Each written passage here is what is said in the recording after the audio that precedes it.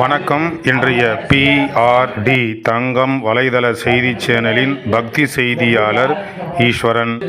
ராணிப்பேட்டை மாவட்டம் லாலாப்பேட்டை கிராமம் கீழாண்டை வீதியில் அமைந்துள்ள அருள்மிகு ஸ்ரீ துர்க்கையம்மன் ஆலயம் சித்திரை மாதத்தை முன்னிட்டு சித்திரை பெருவிழா வெகு சிறப்பாக இன்று தொடங்கப்பட்டது.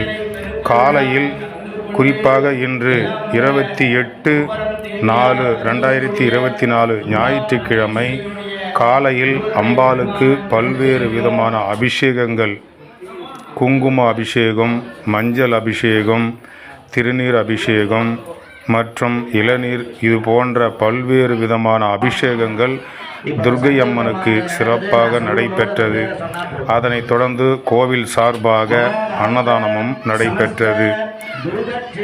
பகல் 12 மணிக்கு துர்க்கை அம்மன் கோயிலில் சிறப்பு மகா பூஜையுடன் சிறப்பான முறையில் பக்தர்களுக்கும் பொதுமக்களுக்கும் மகா அன்னதானம் சிறப்பாக நடைபெற்றது.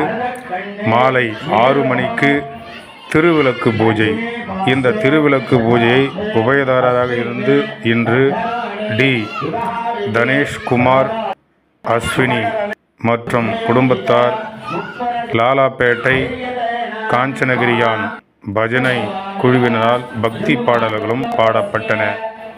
இரவு 7 மணிக்கு திருவிளக்கு பூஜை சிறப்பான முறையில் நடந்து முடிந்து இதில் கலந்து கொண்ட பக்தர்கள், குறிப்பாக பெண் பக்தர்கள் மற்றும் ஊர் பொதுமக்கள் அனைவரும் கலந்து கொண்டு இந்த திருவிளக்கு பூஜையை வெகு சிறப்பாக செய்து முடித்து துர்க்கை அம்மன் அருளை பெற்றனர். இந்த திருவிளக்கு பூஜையில் கலந்து கொண்ட அனைத்து பக்தர்களுக்கும் பொதுமக்களுக்கும் அன்னதானத்தை உபயமாக திரு ஜே.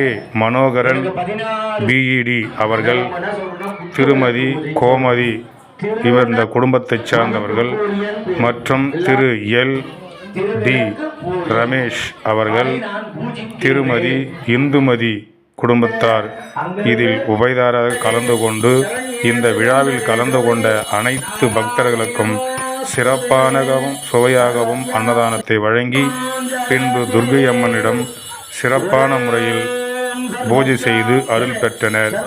தொடர்ந்து இந்த பூஜையானது 29/4/2024 அதனைத் தொடர்ந்து துர்க்கை அம்மனுக்கு சிறப்பு விசேஷ தினங்களும் பூஜைகளும் திருவிழாக்களும் தொடர்ந்து நடைபெறும் என்று கோயில் நிர்வாகிகள், நாட்டாண்மைதாரர்கள் தெரிவித்தார்கள். பக்தி செய்திக்காக இன்று லாலாப்பேட்டையில் கீழாண்ட வீதியில் அமைந்துள்ள அருள்மிகு ஸ்ரீ துர்க்கையம்மன் ஆலய சித்திரை மாதத்தை முன்னிட்டு சித்திரை பெருவிழா விழாவிலிருந்து பக்தி செய்திக்காக ஈஸ்வரன்.